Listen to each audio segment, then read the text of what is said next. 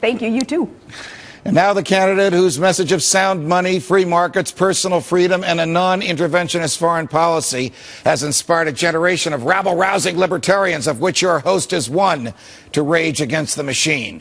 He's the only man in the race who Sarah Palin and Rush Limbaugh both have admitted will actually cut the budget and spend less than the government takes in.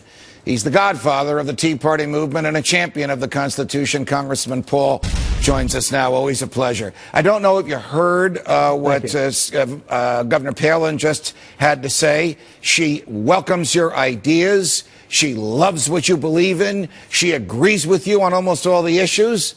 But she thinks that Newt Gingrich might be a stronger candidate against Barack Obama than you. What do you say about that, Congressman Paul? Well, you know, I guess everybody has the right to their own opinion, but, you know, if they do some polling nationally with my name up against Obama, I do just about as well as any of them, and I don't think Newt does any better than I do. But the point is are his views really different? I did hear what Governor Palin said, but I don't think he's anti-establishment. I was there when he was in the Congress, and he was as much as part of the problem. I mean, you know, I met him in the 70s, and he was rather bold in saying, I'm a Rockefeller Republican. Right. So sometimes sometimes I think that for him to be Tea Party anti-establishment, that is a stretch. How can you present yourself as the only anti-establishment candidate? I could even say anti-Romney. It's clearly the establishment wants Mitt Romney. The establishment always wants the candidate who will rock the boat the least. How can you present yourself as the candidate who will rock the boat the most, who will present the starkest contrast to Barack Obama, and has a clear message of bringing the government back within the confines of the Constitution?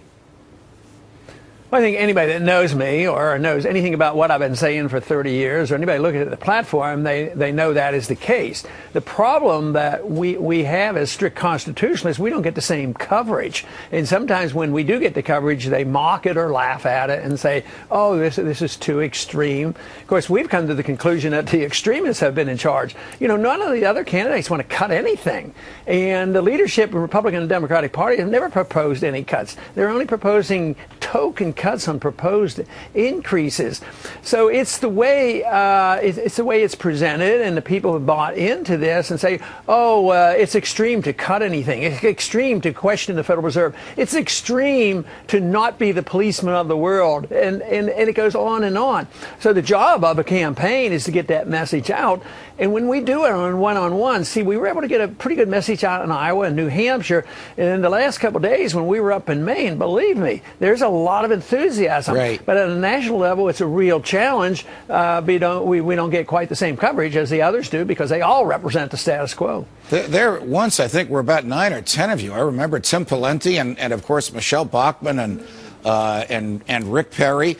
And John Huntsman. It's now down to 4 of you. Would it be better if you sort of did better than Rick Santorum and sort of knocked him out of the race? So it's just you as the only conservative and the only small government person taking on the establishment and taking on Newt Gingrich at the same time? Well, I feel like I'm the only one now, but you're right. The votes might pick up. You know, when Rick Perry, who was supposed to be a good conservative Texan, when he dropped out, we picked up votes. Actually, percentages went up when Kane dropped out, too, because he had a little bit more legitimacy about being a Tea Party because he had not been in government. And, you know, his arguments were a little bit more credible. So our percentages, that's when they took a nice little jump. You know, it went from the single digits up to the high double digits after he dropped out.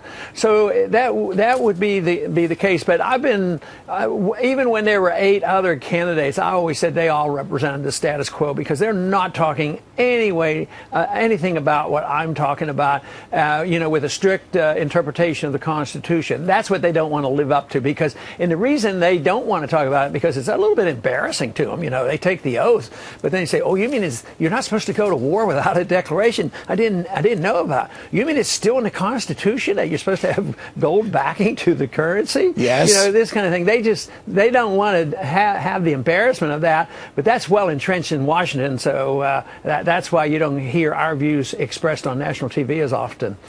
Congressman Paul, it's a pleasure. Thanks very much for joining us. Thank you, Judge. You just heard